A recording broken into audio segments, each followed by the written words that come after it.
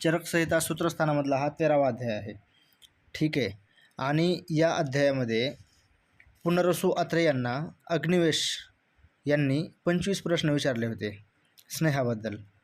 स्नेहा म्हणजे मुलगी नाही, तर स्नेह म्हणजे जे आपले आयुर्वेदामध्ये स्नेहन कर्म करण्यासाठी जे काही द्रव्य वापरले जातात किंवा स्नेहन जी प्रोसिजर आहे, स्नेहन या प्रोसिजरबद्दल 25 प्रश्न विचारले होते आणि आत्रेय पुनरसू यांनी त्याची उत्तर दिलेली आहेत. तर सगळ्यात पहिला प्रश्न आहे किम योनयः. हा श्लोकच आहे. या श्लोकामध्ये 25 प्रश्न दिलेले आहेत. हे सगळे प्रश्न तुम्हाला माहीत पाहिजेत आणि त्याचे उत्तर पण तुम्हाला सगळे माहीत पाहिजेत. जर शक्य असेल तर श्लोकपाठ असावेत. तर किम योनयः कति स्नेहा केच स्नेहगुणा पृथक हे श्लोकमध्ये दिलेलं आहे आणि खाली मराठीत दिलं आहे. तर आपण डायरेक्ट सुरू करूया. तर पहिल्या प्रश्नाचं उत्तर आहे की पहिला प्रश्न काय होता, किम योनयः म्हणजे स्नेहयोनी कोणती. तर स्नेहयोनी कोणती याचं उत्तर आहे स्थावर आणि जांगम या 2 स्नेहयोनी आहेत. ओके. तर हा जी सगळ्यात आधी तिलह प्रियाला अभिषुको विविधक चित्रा एरंड मधुक सर्षप हा जो श्लोक आहे हा स्थावर योनीचा आहे. म्हणजे स्थावर योनीमधून कशाद्वारे आपल्याला स्नेह प्राप्त होऊ शकतं याचं उत्तर दिलं आहे. ठीक आहे. स्थावर आणि जांगम या 2 स्नेहाच्या योनी आहेत. स्नेहाच्या योनी किती सांगितल्या चरक सूत्रस्थानाच्या 13व्या अध्यायामध्ये स्नेहाच्या योनी 2 आहेत, स्थावर आणि जांगम. MCQ जर आला स्थावर आणि जांगम 2.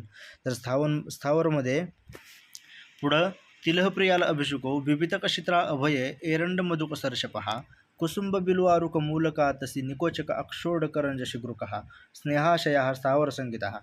आणखी असा MCQ पडेल की स्थावर जी योनी आहे त्यामध्ये किती द्रव्यांचा उल्लेख आहे, तर तो 18 आहे. 18 स्नेहांचे इथं उदाहरण दिले आहेत. ओके. त्यानंतर आपण मग हे फक्त नावं वाचून घ्या. आपल्याला इम्पॉर्टंट काय आहे, तूप तेल वसा मज्जा जे जांगम स्नेहयोनी आहे त्याचं आपल्याला बघायचं आहे. याचे फक्त नावं लक्षात ठेवा. तिलहप्रियाला अभिषेको. ठीक आहे. हा श्लोक 2-3 वेळेस वाचा, रोज एकदा वाचा, लक्षात राहून जातील. तर पुढं आपण पाहूया जांगम स्नेह कोणते कोणते आहेत. तर ते काय म्हणते जांगम स्नेहामध्ये तथा स्यूर्जंगमा मत्स्यमृगः सपक्षिणः तेषां दधिक्षीर घृत आमिषम वसा स्नेहे सुमज्जाच तथोपदिश्यते. ठीक आहे. तर मासे सर्व जलचर मासे, मृग सर्व पशु, पक्षी सर्व तऱ्हेचे पक्षी. ओके.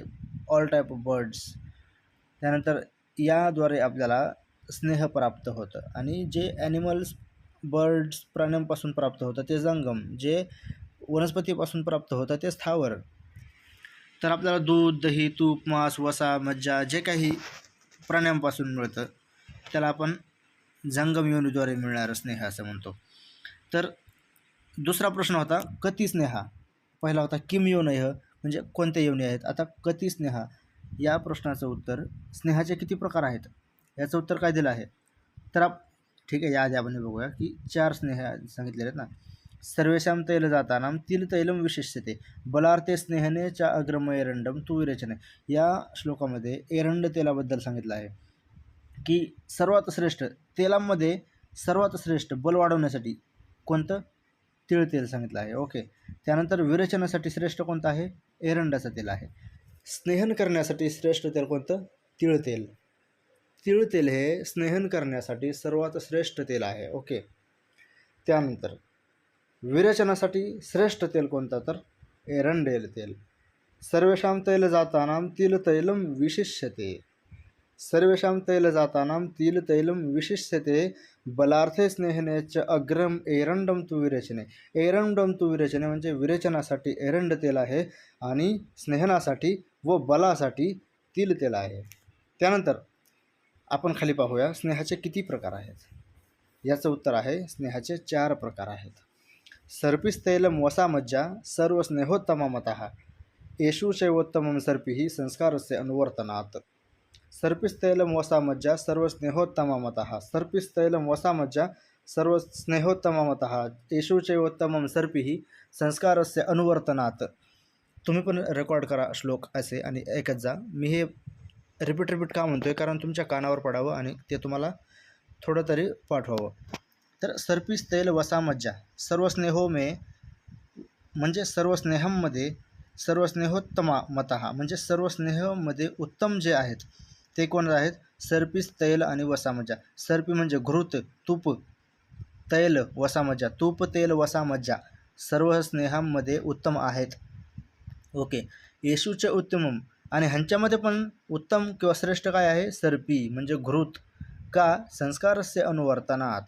याचा हा पॅरेग्राफ दिलेला आहे. तर ठीक आहे, आपण डायरेक्ट इथं दिलेलं आहे ते बघूया की माधुर्यात हा जो श्लोक दिलेला नाही अष्टांग संग्रहाचा हा श्लोक बघा. माधुर्यात अविदाहित्व अजन्मात देवच शीलनात. ह्याचा अर्थ काय आहे की तूप जे आहे ते स्वगुण अनुवर्तन आहे. म्हणजे या श्लोकमध्ये सांगितले ना, येशू चैवोत्तमं सर्पिः संस्कारस्य अनुवर्तनात. म्हणजे तूप काय आहे? सर्व स्नेहांमध्ये उत्तम आहे, श्रेष्ठ आहे. का आहे? कारण ते संस्कारानुवर्तन करतं. संस्कारानुवर्तन म्हणजे काय? म्हणजे आपण जर तूप कोणत्याही द्रव्यामध्ये मिक्स केलं, कोणत्याही द्रव्यामध्ये आपण तूप मिसळलं किंवा कोणतंही द्रव्य आपण तुपात टाकलं, तर तूप काय करतं? त्या द्रव्याच्या गुणांचं धारण करतं आणि स्वतःचे गुण पण ठेवतं. म्हणजे स्वतःचे गुण न सोडता त्यामध्ये घातलेल्या द्रव्याचे गुणसुद्धा तूप धारण करतं.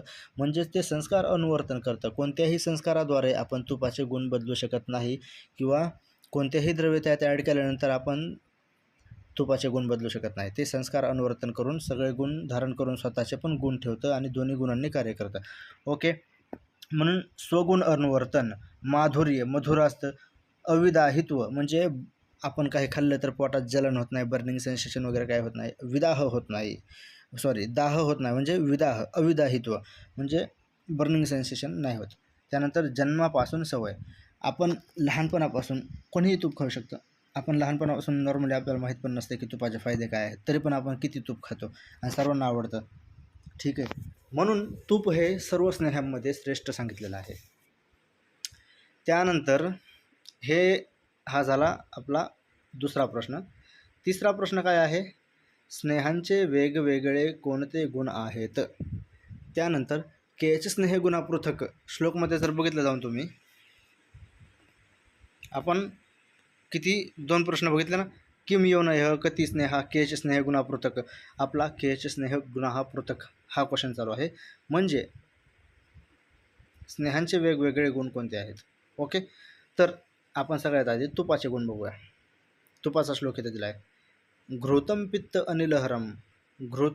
अनिलहरम रस शुक्र ओजसांहितम. घृतं, पित्तम, अनिल. आता हे एक एक शब्द फोडून बघा. घृतं, पित्त, अनिलहरम म्हणजे पित्त, अनिल म्हणजे काय? वात. पित्ताचं आणि वाताचं हरण करतं कोण? तूप. घृत काय करतं? पित्त आणि अनिल हर आहे. ओके. रस शुक्र ओजसांहितम. रस धातू आहे. आपल्या शरीरामध्ये जे 7 धातू आहेत, रस, रक्त, मांस, मेद, अस्थि, मज्जा, शुक्र. रसासृग मांस मेदो अस्थि मज्जा शुक्राने धातव सप्तदुषा मला मूत्रशक्र स्वेदादयो अपिच. हा तुम्ही अष्टांगहृदयामध्ये प्रथम वर्षाला श्लोक वाचला असेल. त्यामध्ये 7 धातू सांगितले. त्यामधला प्रथम धातू आहे रस आणि शेवटचा धातू आहे शुक्र. त्यानंतर येतं ओज. म्हणजे घृत जे आहे ते रस, शुक्र, ओज यांना हितकारक आहे. ठीक आहे. आणि पुढची लाईन बघा. निर्वापनम. आता निर्वाप आणि अवाप हे सेकंड इयरला रसशास्त्रामध्ये 2 टर्म आहेत, अवाप आणि निर्वाप. तर निर्वाप म्हणजे काय? जी गरम झालेली वस्तू आहे तिला थंड करणे म्हणजे निर्वाप होय. आता हे तर काय म्हणलं? दाहशामक, बर्निंग सेन्सेशन. म्हणजे जे काही गरम आपल्या शरीरामध्ये झालेलं आहे, कारण घृत हे शीत गुणाचं असतं आणि आपल्या पोटामध्ये समजा जलन होत आहे किंवा दाह होत आहे, उष्णता वाढलेली आहे, तर घृत काय करतं? निर्वापन करतं. ठीक आहे. म्हणजे दाहशामक आहे. मृदुकरम, मार्दवता उत्पन्न करतं, शरीराला कोमल करतं. आणि स्वर वर्ण प्रसादनम, आपला आवाज, आपला वर्ण, आपली जी त्वचा आहे तिची कांती वाढवतं आणि वर्ण चांगला करतं. ठीक आहे. स्वर आणि वर्ण यामध्ये प्रसन्नता आणतं. तर परत एकदा श्लोक वाचू. घृतं पित्त अनिलहरम रस शुक्रोजसांहितम निर्वापनम मृदुकरम स्वरवर्ण प्रसादनम. हा श्लोक पाठ करा. त्यानंतर तेलाचे गुण बघा. मारुतघ्नम नसश्लेष्मवर्धनम बलवर्धनम त्वच्चम उष्णम स्थिरकरम तैलम योनी विशोधनम. मारुतघ्नम. मारुत म्हणजे काय? वात. वरी काय आलता? अनिल शब्द आला होता. कशात? घृतम पित्त अनिलहरम. तुपाच्या गुणामध्ये अनिल शब्द आलता. आता तेलाच्या गुणामध्ये मारुत शब्द आला आहे. मारुतघ्नम म्हणजे वाताचं शमन करते. कोण? तेल. का करते? कारण की ते उष्णगुणाचं आहे. पुढं दिलेच त्वच्चम उष्णम स्थिरकरम म्हणजे उष्णगुणाचं असल्यामुळे वाताच्या शीतगुणाचा नाश करून वाताचं शमन करते. म्हणजेच मारुतघ्नम वातविकार नाशक आहे. नच श्लेष्मवर्धनम. आता आपल्याला काय वाटेल? मारुतघ्नम म्हणजे वाताचं शमन केले. जे द्रव्य असे असतात जे वाताचं शमन करतात ते कफाला वाढवतात. हा आपण लॉजिक लावतो, पण इथं असं नाही. या ठिकाणी मारुतघ्नम वाताचा क्षय केला आहे, वात नाश केला आहे, पण कफ वाढवला नाही.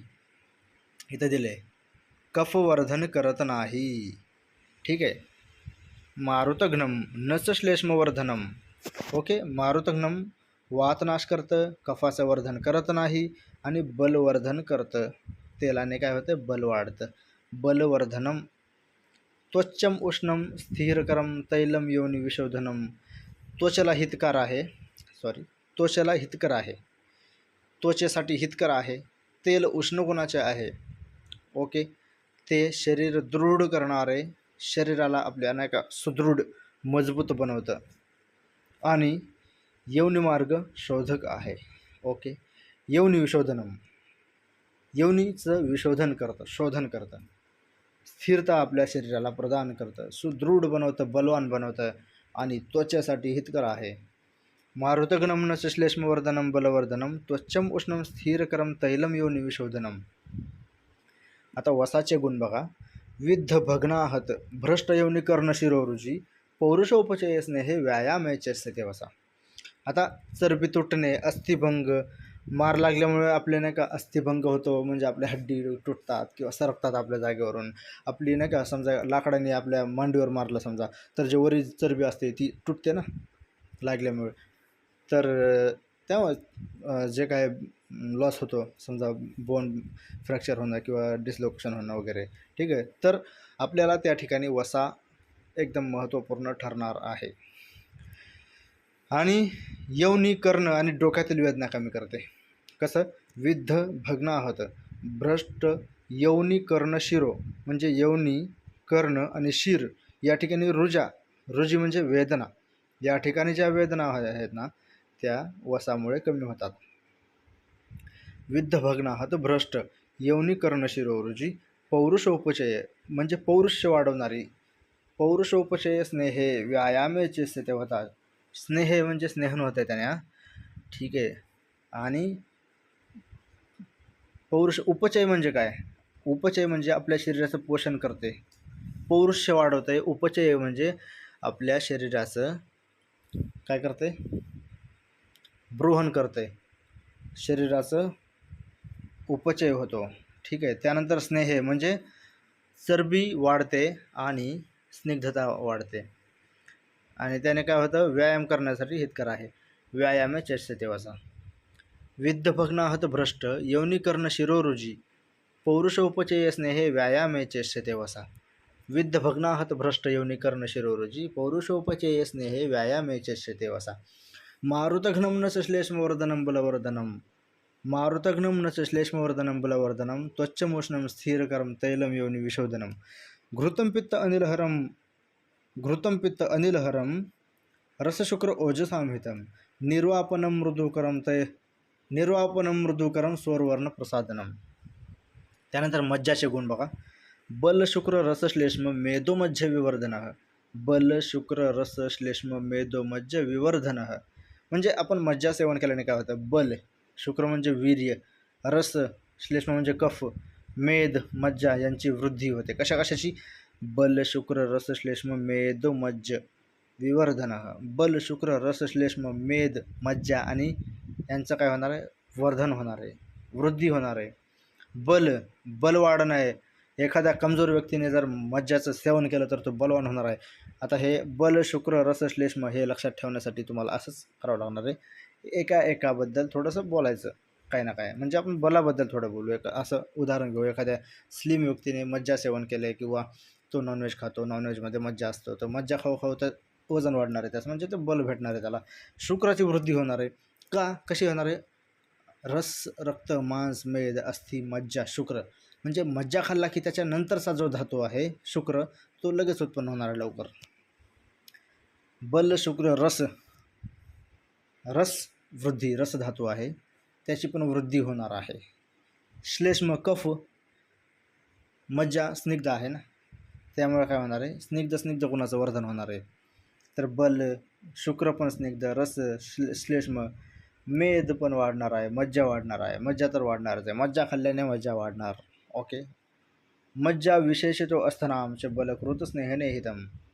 मज्जा विशेषतो अस्थनाम, म्हणजे मज्जा जो आहे तो विशेष करून अस्थनामचे बलकृत, म्हणजे हाडांना बल देतो. मज्जा विशेषतो अस्थनामचे बलकृत, मज्जा विशेष रूपाने हाडांना बल देतो आणि शरीराच्या स्नेहनासाठी उपयोगी आहे. बलकृत झालं ना, ते आपल्या अस्थिला बल दिलं, अस्थि आपले बलवान झाले की आपल्या शरीराला स्नेहन पण करणार आहे ना, स्निग्धता पण प्रोव्हाइड करणार आहे. बल, शुक्र, रसश्लेष्म, मेधो मज्जा विवर्धन, मज्जा विशेषतो अस्थनामच बलकृत स्नेहने हितम. ओके, आपण इथंच थांबूया. 3 क्वेश्चन आपण बघितले. कोणते कोणते? किम योनयः कति स्नेहा केच स्नेहगुणा पृथक. ओके, इथे बघा 3. किम योनयः कति स्नेहा केच स्नेहगुणा पृथक, म्हणजे स्नेह कोठे कशापासून उत्पन्न होतात, त्याच्या कोणत्या योनी आहेत. त्यानंतर स्नेह किती प्रकारचे आहेत, जे 4 प्रकारचे: सर्पस्थैलम, वसा, मज्जा, सर्व स्नेहोत्तमा, मता, तो श्लोक. त्यानंतर वेगवेगळ्या स्नेहांचे कोणते वेगवेगळे गुण आहेत, आपण 4चे 4 श्लोक आता बघितले. घृतं, पित्तांनी लहरम, त्यानंतर मारुतग्नामचं श्लेष्मवर्धनम वगैरे, विद्यभग्न, हतभ्रष्ट, योनिकर्ण, शिरोरुची, बल, शुक्र, रस, श्लेष्म, मेधोमज्ज विवर्धन. एक लाईन फक्त वाचून दाखवली, म्हणजे तुम्ही रिवाईज करा, बार एका श्लोक पाठ करा. आपण हे 3 प्रश्न बघितले. त्यानंतर आपण कोणत्या वेळी कोणते स्नेहपान करावे, म्हणजे आता हे जे आपण तूप, तेल, वसा, मज्जाचे गुण बघितले, ठीक आहे, तर त्यांचं सेवन कधी करायचं हे आपल्याला बघायचं आहे. आपण ते नेक्स्ट लेक्चरमध्ये बघूया.